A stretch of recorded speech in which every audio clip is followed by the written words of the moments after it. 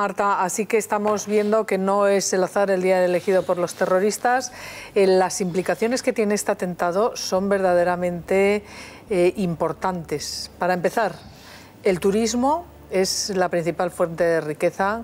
Sí. El 6% en estos momentos del PIB de Túnez, pero estaba el Fondo Monetario Internacional había pronosticado un crecimiento del 3% para Túnez en este año y el turismo que volviera a cotas como antes del año 11, cotas del 10%, el 11% del PIB. Y claro, este atentado realmente da también donde más duele, ¿no? Sí, efectivamente, porque hay que tener en cuenta que, aparte de que lo que busca el terrorismo es sembrar el terror a un nivel más global, lo que demuestra que haya tantos turistas europeos y extranjeros muertos, lo que significa es que Túnez en estos 2 últimos años había remontado. Económicamente había conseguido remontar y había conseguido volver a ser un lugar de turismo, de destino turístico fiable, factible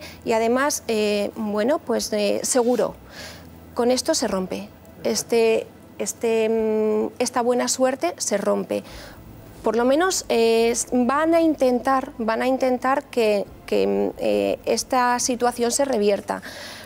Desde mi punto de vista, creo que Túnez es un país, el único país del norte de África, que tiene una sociedad civil fuerte, cohesionada, a pesar del duro golpe que han recibido, que va a recibir el apoyo de la comunidad internacional y que creo que no va a caer. Pero ahí hay un problema. Túnez, por ejemplo, ahora mismo es la que más soldados da o gente que va al Estado Islámico. Se calcula que en torno a 3.000. Sí. Es decir, y 500 hecho, habrían retornado, ¿eh? Sí, por eso que serían estos que han puesto ese atentado. 500 retornados. Son proporcionalmente un país mucho más pequeño que Marruecos, que tiene 30 millones de habitantes, frente a los 11 millones de Túnez, y sin embargo Marruecos ha aportado a la yihad islámica 11.000, a los terroristas, 1.500, y sin embargo Túnez 3.000. ¿Por qué hay tanto, por qué es tal cuna de terroristas yihadistas Túnez cuando tiene esa democratización que no tiene en el resto?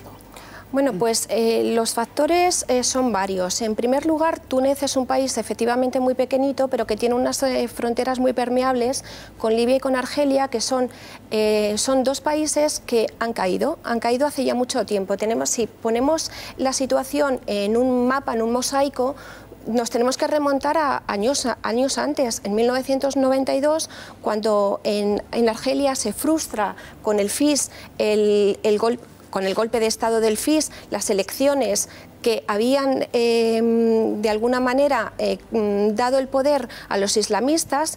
Se crean grupos armados importantes, el GIA, el Grupo Islámico de Salvación, luego va a ser el germen en el que otros grupos, el grupo salafista para el combate, y va a ser la matriz de luego Al-Qaeda en el Magreb. Entonces, todos esos grupos que se van a ir disgregando se van a asentar no solamente en Argelia y en Libia, también en Túnez. Túnez va a tener una sociedad civil muy cohesionada, pero a la vez una situación política, un control policial mucho más grande que el que han tenido los países de la zona, lo que ha impedido de alguna manera que los grupos armados prosperasen. Es que hay una cosa importante. No, es que aquí hay una cosa importante que yo creo que hay que dejar clara. Cuando estalló esta malísimamente mal llamada Primavera Árabe, mucha gente celebró que la democracia llegara al Magreb, a Oriente Medio, etc. La democracia no es algo que se construya de un día para otro con un golpe de Estado que echa a un dictador o a un pseudodictador. Y esos países evidentemente no estaban preparados para la democracia tal como la entendemos nosotros, la democracia. Esos países tenían regímenes duros, rayanos en la dictadura o directamente considerados dictaduras. Estoy pensando en Libia, que era evidentemente una dictadura y además corrupta, liderada por Gaddafi, Túnez, Egipto, Egipto, etcétera, etcétera, que mantenían a raya al islamismo radical, con métodos brutales muchas veces y con métodos dictatoriales, pero que permitían el desarrollo a la occidental de esos países utilizando sus recursos, el turismo, el petróleo, lo que fuera, y mantenían a raya el islamismo. Tú liquidas esos regímenes semidictatoriales o dictatoriales directamente y el islamismo florece. Y el islamismo estaba detrás de la primavera árabe. Estaba en Túnez, estaba en Egipto. El islamismo egipcio atentó contra el turismo al principio y Egipto ha pasado una crisis brutal, una travesía del desierto brutal en el que nadie iba a Egipto porque todo el mundo tenía miedo de estar visitando las pirámides y que te ametrallaran, o de estar en Abu Simbel y que te secuestraran o te pusieran una bomba.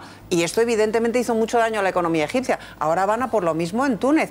Y yo insisto, o bien Occidente se pone las pilas para combatir este fenómeno a nivel de financiación, es decir, de combate de los que financian eso, a nivel militar en donde se pueda, y con algo muy importante, obligar a los líderes religiosos occidentales por lo menos, que es donde tienes influencia, a condenar estos atentados, porque a mí me hace mucha gracia que no, el Islam no tiene nada que ver con esto, pero las condenas son o inexistentes o con la boca muy pequeñita. O sea, bueno, ya está bien, aquí hay que obligar a los líderes musulmanes que se dicen moderados y que dicen condenar esto, a condenarlo todos los días a grito limpio y con la voz muy alta. Ya está bien, porque es que si no es complicidad. Hay algunos imanes, que en concreto en España, que sí que están condenando y ya están siendo señalados. Sí, pero poquito, muy bajito, con la boca muy chiquita y mucho miedo. Muy complicado, con mucho miedo. Ya, pues que pierdan el miedo, y que condenen, porque la única manera de vencer un fenómeno así es si la mayoría que dice estar en contra de estas barbaridades da un paso al frente. Si se acongoja, por no decir otra cosa, y se queda callada, lo que está haciendo es ser cómplice, pero tú sabes perdóname. Perfectamente que ahora,